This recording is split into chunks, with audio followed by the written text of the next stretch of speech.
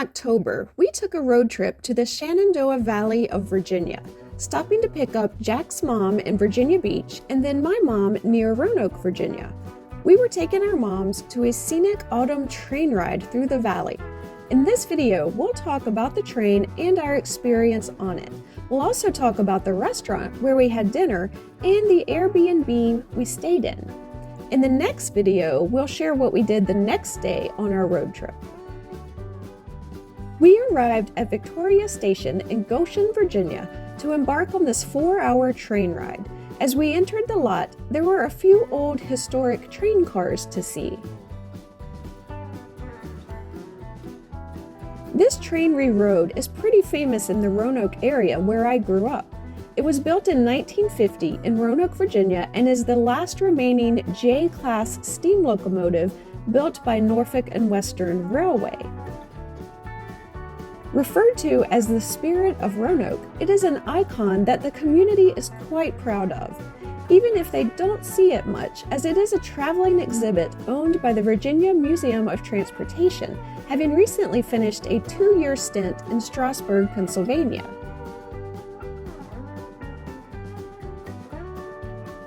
To give you an idea of how huge this engine is, we took this picture of a guy standing near the engine's wheels. This excursion, a joint production of the Virginia Museum of Transportation and the Virginia Scenic Railway, was a limited-time event hosting train rides 5 weekends during October and November. The car we had seats in was a double-decker with an upstairs seating area above us.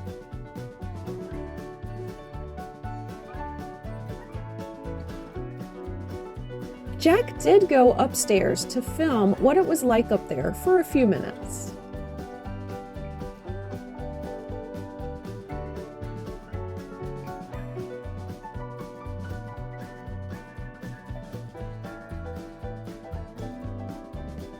Free cookies, pretzels, and bottles of water were handed out on the ride. But there was also a snack bar in case you wanted to purchase something else.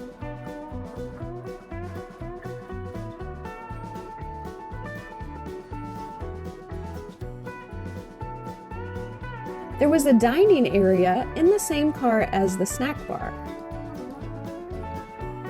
There was also another car nearby with tables in between the seats. Most of the cars on the train did not have tables. And there were bathrooms too, as you would imagine. The purpose of this excursion for most guests was to see the fall colors. We were there the first weekend and did see some lovely fall colors, but peak leaf peeping in the area was probably a couple weeks after our trip. I really enjoyed this, and have been suggesting a longer train trip to Alice for the last couple of years, and I've been watching a lot of train travel videos on YouTube. She is less enthusiastic about it than I am, but I think we both really enjoyed this 4-hour ride. The train went through the George Washington National Forest and the Jefferson National Forest, which I was excited about seeing in advance. I now know they are largely just undeveloped forests, which is interesting to see for a bit on a train ride, but then it feels repetitive. Though I do hear the Washington and Jefferson National Forests are great for hiking and mountain biking.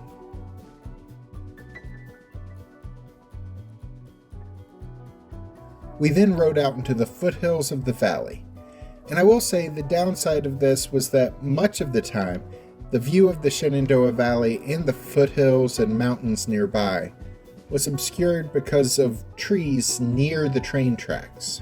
We got fantastic views at times, but then there were other times when we were passing a bunch of trees near the tracks that caused us to be unable to see much of anything beyond them. Again though, I don't mean to sound like it was not enjoyable. We had good views much of the day. We really enjoyed the train experience, and we enjoyed hanging out with our moms. While we were enjoying our views from inside the train, there were people all along the way trying to get a view of the train. At intersections, we often saw 4 or 8 or a dozen cars pulled over with their passengers out, pointing a camera or phone at the train. Sometimes as we passed houses, people would be on their front porch watching and waving and filming the train go by. This was a really big deal to a lot of people in the communities we passed. Some would even photograph the steam engine coming through at one intersection, then hop back in their car and drive a few miles up the road to record us again when we passed another intersection, only to get back in their car and do it again. The train was traveling between 25 and 30 miles an hour throughout the ride, so it was not difficult for the train paparazzi to follow along. After a couple hours, we arrived at the Amtrak station in Stanton, Virginia, where we were joined by a couple of diesel locomotives who would take us back the way we came to Goshen.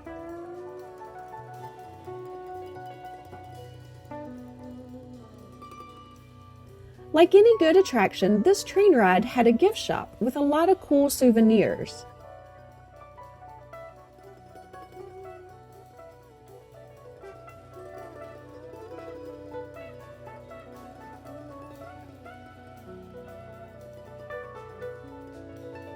After that, we were off to look for dinner on our way back to our Airbnb and stopped by a place I've been to several times over the years called the Pink Cadillac. This 50s themed diner is really cute. There's a room filled with a lot of Elvis memorabilia, and there's a larger dining room with a lot of general 50s themed memorabilia as well. There is an actual pink Cadillac out along the road at this diner, but it was dark outside, so we couldn't get a good photo. Here is one from the Pink Cadillac Facebook page. Here's a look at the menu. You can pause it if you want to read the details.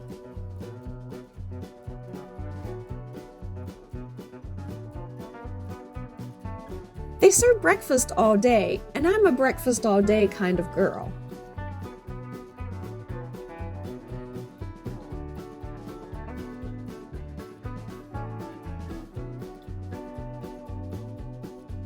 One thing they are known for is a sandwich called the King, which is a grilled peanut butter, bacon, and banana sandwich, which was a favorite of Elvis, apparently.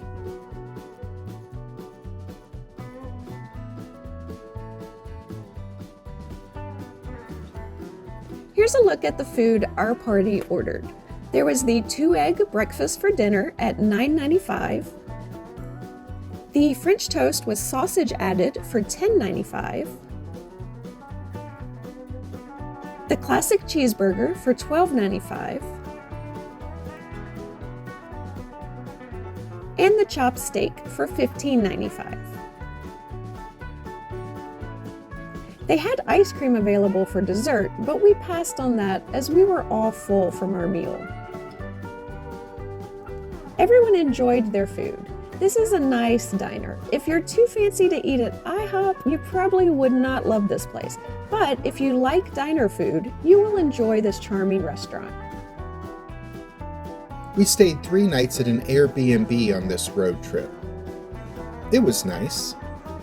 We have read about a lot of people who have decided to no longer use Airbnb or Vrbo for a number of reasons, including all the extra fees these companies add on to the rental, and the unevenness of the experience, as in some homes aren't as clean as others, and some Airbnb hosts aren't as easy to deal with as others. We get it. We have found Airbnb and their main competitor Vrbo to be a good solution in one situation though, and that is for parties that need multiple rooms over multiple nights.